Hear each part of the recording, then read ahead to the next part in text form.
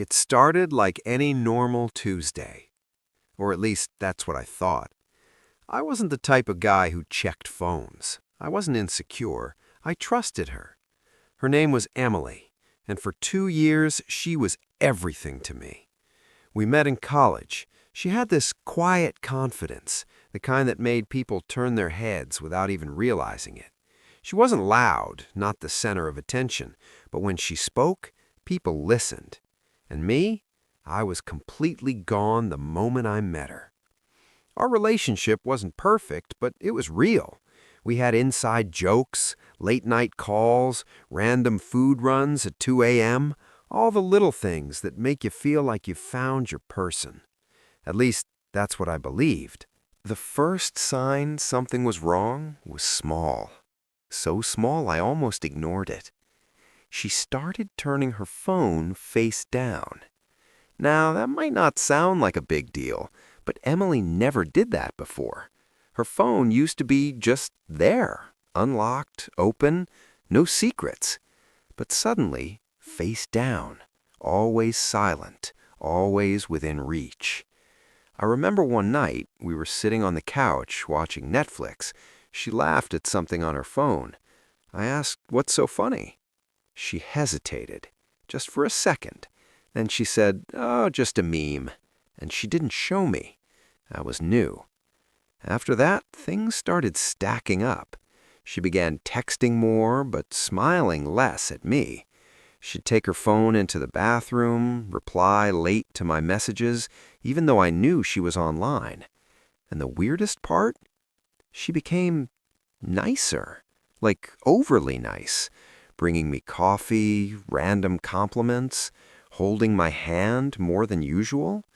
It should have made me happy, but it didn't, because it felt like guilt. I tried to ignore it. I told myself I was overthinking, that relationships go through phases.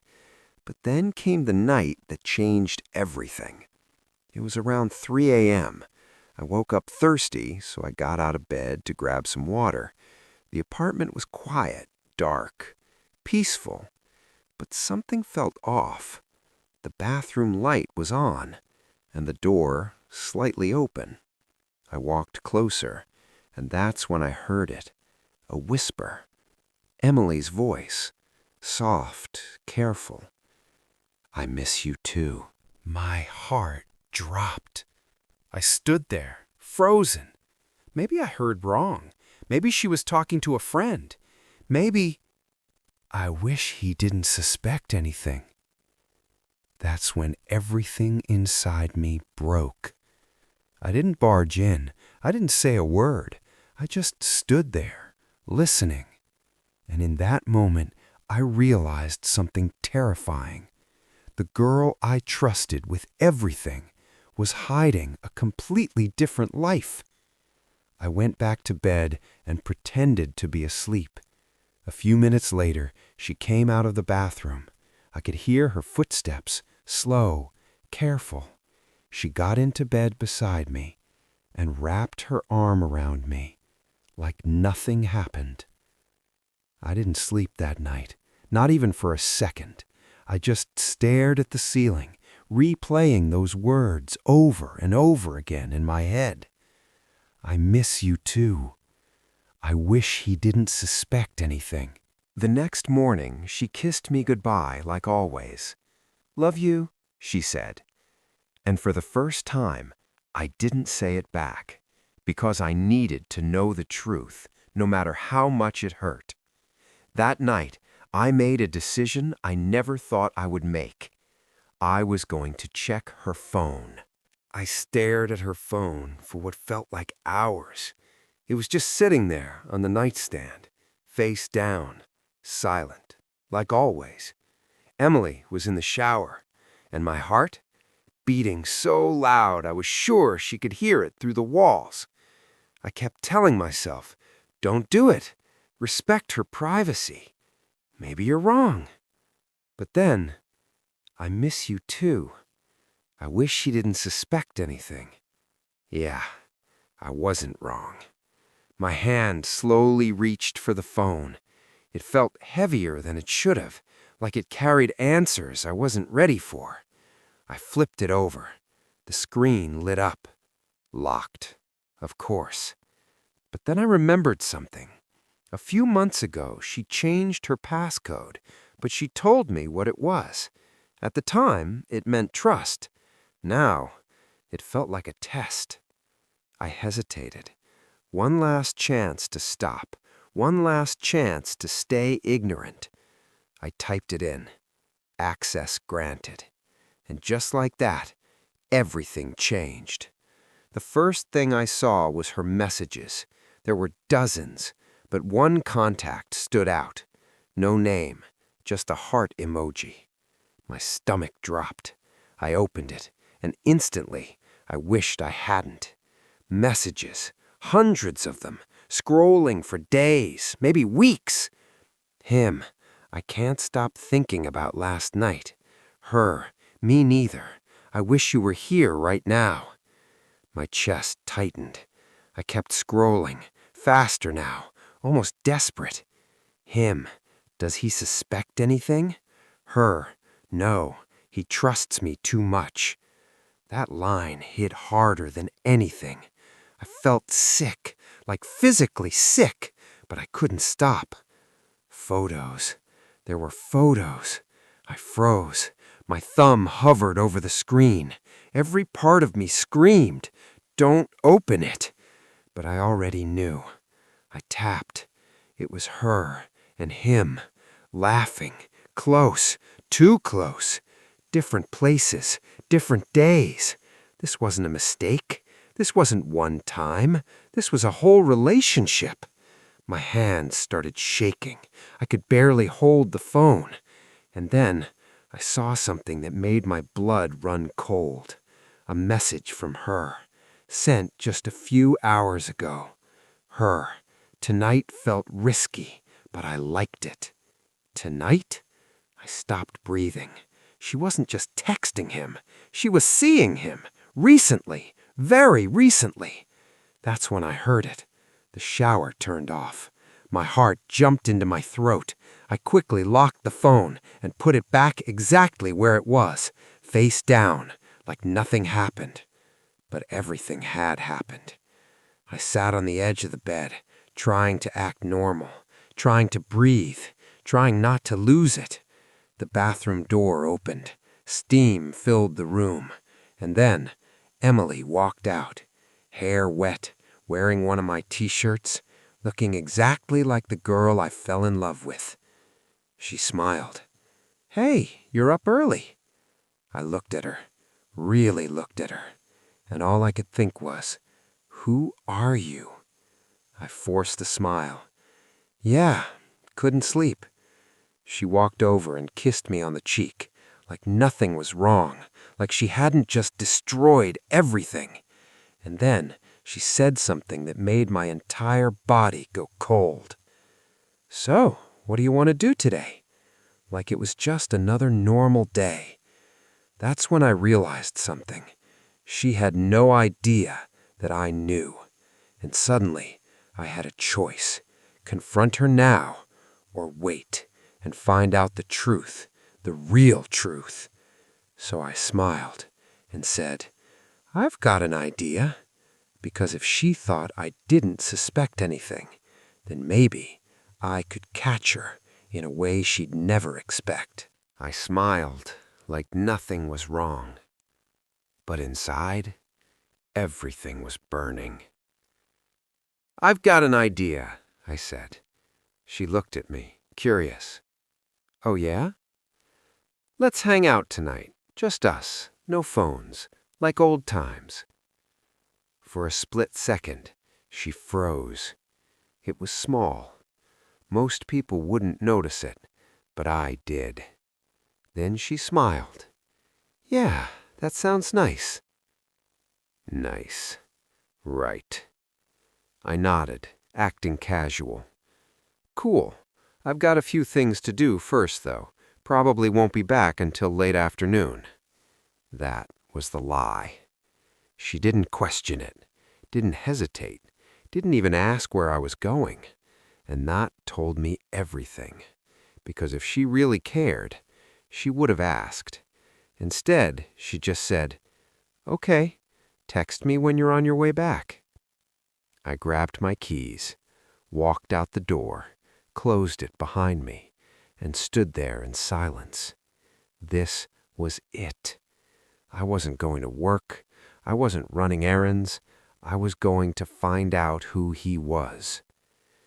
I waited, across the street, inside my car. Minutes felt like hours.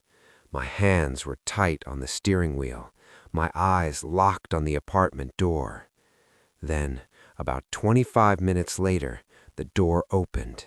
Emily stepped out, but she didn't look like she was staying home. She was dressed up, not casual, not "I'm just running errands" dressed. No, this was different.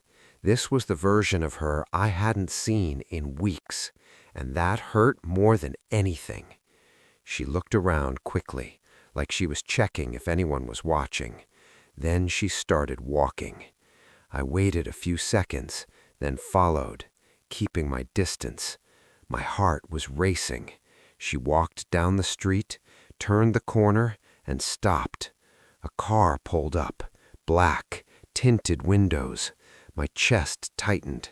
The passenger door opened, and she got in, just like that.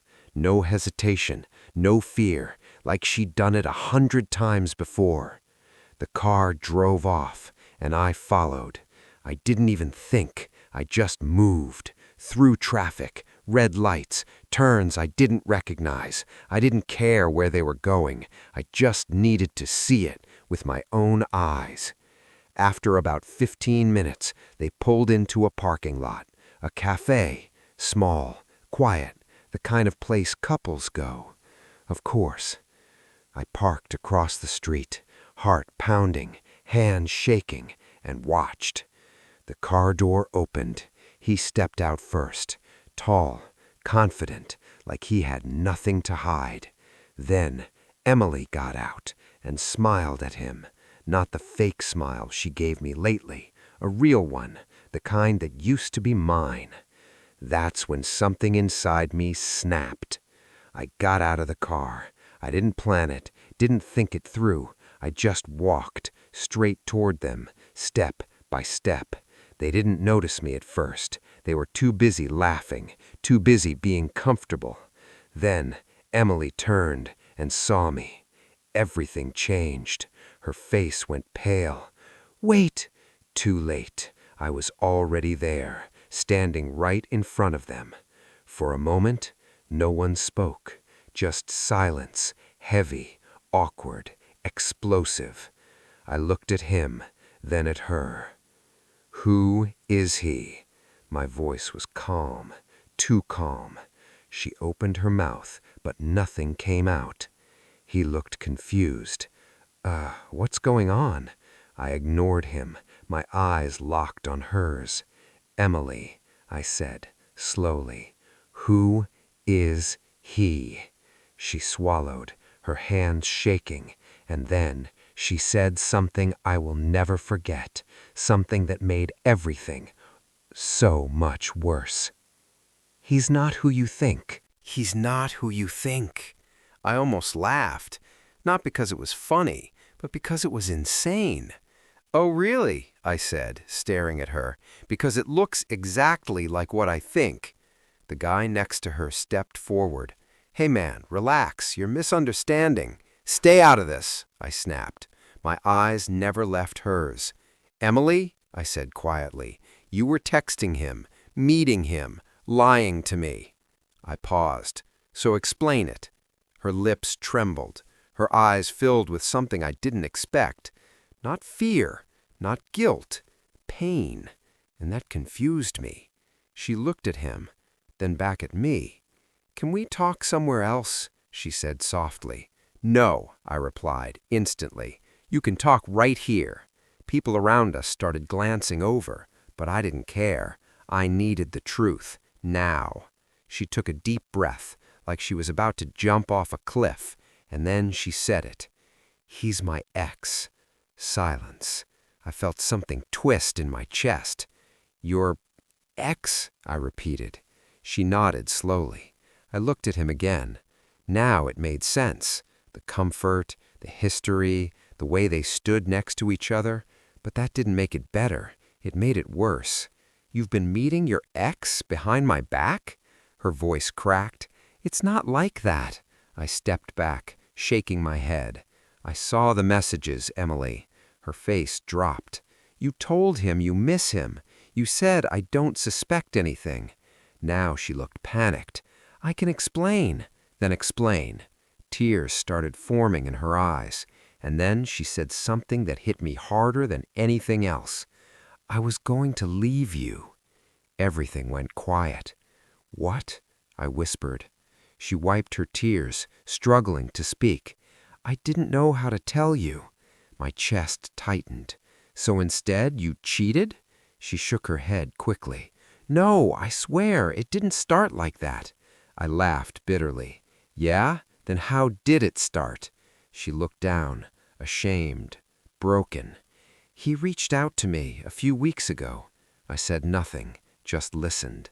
At first, it was just talking, catching up, nothing serious. The classic line. But then I realized something. She looked up at me, eyes full of emotion. I never got closure with him. That word, closure. I still had feelings buried somewhere, she continued. And when we started talking again, it all came back. I felt like the ground was disappearing under me. So what about me? I asked. Her voice dropped to a whisper. I care about you. I really do. But that but was loud, even though she didn't say it. But you love him? She didn't answer. She didn't need to. I looked at the guy. He looked uncomfortable now, like he didn't expect this either. So what is this? I asked him. You trying to take her back? He hesitated, then said, I never stopped loving her. That was it. That was the final blow. I turned back to Emily. And you? Tears rolled down her face. I don't know, she whispered. That hurt more than a yes, more than a no. I don't know. After everything we had, after 2 years, she didn't know? I took a step back, then another, because I finally understood something. I wasn't fighting for her anymore. I was fighting for someone who already let me go.